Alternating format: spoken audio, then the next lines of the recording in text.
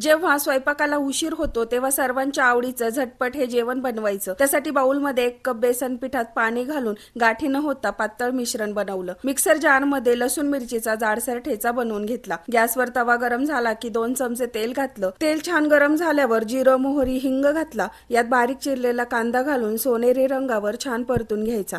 आता यात लसूण मिरचीचा ठेचा, हळद घालायची. थोडा वेळ कच्चेपणा जाईपर्यंत परतायचं. तव्यावर मिरचीचा ठसका होऊ नये म्हणून अर्धा ग्लास पाणी घातलं.